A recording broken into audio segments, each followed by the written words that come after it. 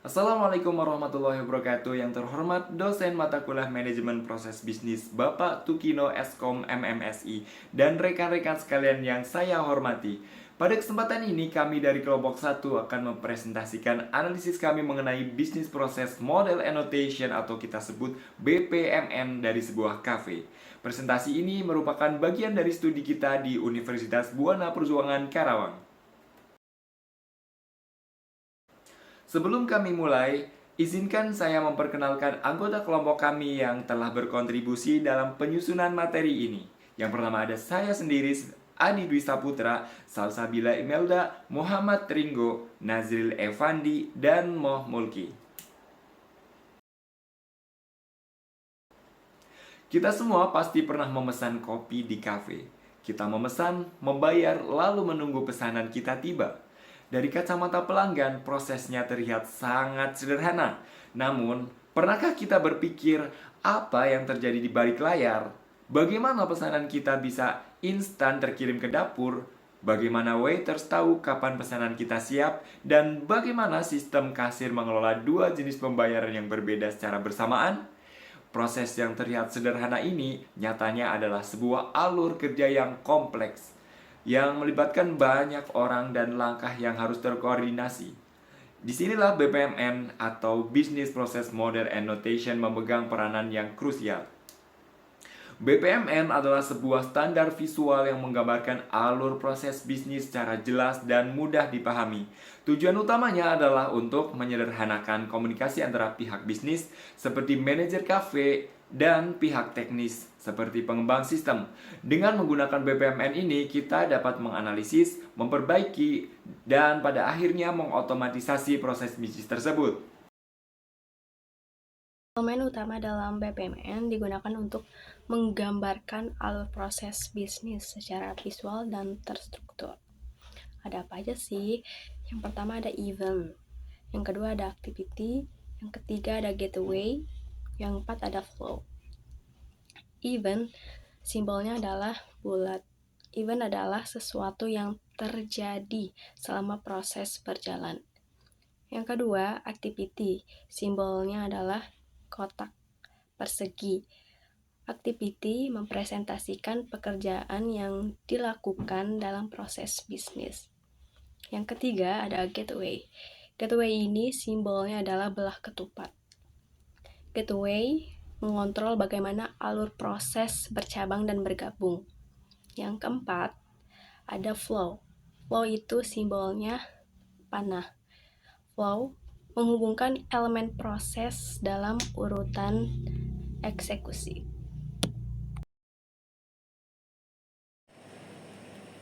Ya, teman-teman, perkenalkan nama saya Muhammad Ringo Nurjaki. Kebetulan saya akan menjelaskan alur dari diagram BPMN. Mungkin biar cepat kita mulai saja ya. Di depan teman-teman ini bisa dilihat ini merupakan diagram BPMN dari sebuah kafe yang kelompok kita sudah buat. Penjelasan sendiri BPMN itu apa? Menurut Omega, diagram BPMN adalah singkatan dari Business Process Model and Notation, sebuah standar visual yang digunakan untuk memodelkan dan menggambarkan proses bisnis secara sistematis dan mudah dipahami, baik oleh pihak teknis maupun non-teknis. Sebenarnya diagram BPMN itu, kalau secara mudahnya, teman-teman bisa melihat alur dari sebuah bisnis, baik itu kafe seperti saya, restoran, toko, atau bisnis-bisnis lainnya. Dan saya yakin setiap bisnis atau usaha pasti memiliki diagram BPMN. Kita masuk ke penjelasan diagram BPMN yang teman-teman lihat di depan ya. Diagram BPMN ini sangat penting sekali. Yang seperti saya bilang tadi, diagram BPMN ini agar teman-teman bisa tahu alur dari si kafe ini seperti apa. Ya, teman-teman bisa lihat sendiri ya, di cafe ini ada empat user. Pertama ada customer, pelanggan, terusnya ada kasir, ada bagian kitchen, dan ada bagian waiters juga. Kita akan mulai dari bagian customer atau pelanggan. Jadi di sini saya mau teman-teman membayangkan ketika teman-teman memesan makanan dan minuman. Setelah teman-teman memesan makanan dan minuman, di sini ada dua cabang di gateway untuk menentukan jalur pembayaran. Ada jalur pembayaran secara QRIS dan juga ada secara cash. Ketika teman-teman memilih jalur pembayaran secara QRIS, maka teman-teman hanya perlu scan kode QR, bayar, dan selesai. Dan jika memilih metode pembayaran secara cash, maka teman-teman akan membayar secara tunai. Setelah pembayaran beres, pelanggan hanya tinggal duduk, santai menunggu, dan setelah pesanan datang, maka alur dari customer itu selesai. Dan yang kedua saya akan bahas dari sisi kasir. Sisi kasir ini merupakan sisi yang lumayan penting ya. Kenapa? Nanti saya akan jelaskan. Pada bagian kasir, maka kasir akan menerima pesanan dari pelanggan dan memastikan pembayaran sudah masuk, baik menggunakan QRIS ataupun tunai. Setelah itu, kasir akan meneruskan informasi kepada kitchen. Yang tadi saya bilang kenapa bagian kasir itu adalah bagian yang penting, karena kasir itu akan menjadi sebuah bridge antara customer dan kitchen, di mana pesanan dari customer akan disampaikan kepada kitchen. Dan kasir juga yang bertanggung jawab untuk memastikan stok dari bahan itu ada atau tidak. Informasi dari kitchen, semisal kitchen memberikan informasi bahwa cafe espresso ini tidak ada, maka itu sudah menjadi tanggung jawab dari kasir untuk menyampaikan kepada customer bahwa espresso itu tidak ada. Jika ada pelanggan yang kelolosan memesan espresso, tetapi bagian kitchen sudah memberikan informasi bahwa espresso itu tidak ada, maka tanggung jawabnya 100% itu ada di kasir. Dan yang ketiga, saya akan masuk ke bagian kitchen. Bagian kitchen ini adalah bagian yang sangat fundamental dari diagram BPMN ini. Kenapa? Karena tujuannya adanya diagram BPMN ini agar pesanan yang dibuat oleh kitchen itu bisa lebih terstruktur dan lebih bisa dikatakan lebih mudah untuk dipahaminya. Secara keuangan akan terhitung secara jelas, dan berapa pesanan, stok makanan yang tersedia. Makanya bagian kitchen mungkin akan sangat terbantu dengan adanya BPMN ini. Bagian kitchen bertugas untuk memproduksi makanan, minuman yang berada di kafe tersebut. Dan bagian kitchen memiliki tanggung jawab lain selain membuat makanan dan minuman. Tanggung jawabnya itu apa? Memberikan informasi kepada waiters jika makanan dan minuman tersebut selesai. Maka kita akan masuk ke alur keempat yang berada di waiters.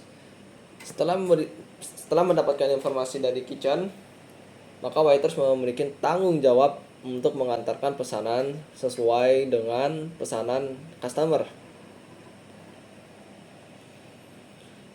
Dan setelah pesanan diterima, maka alur dari diagram ini selesai.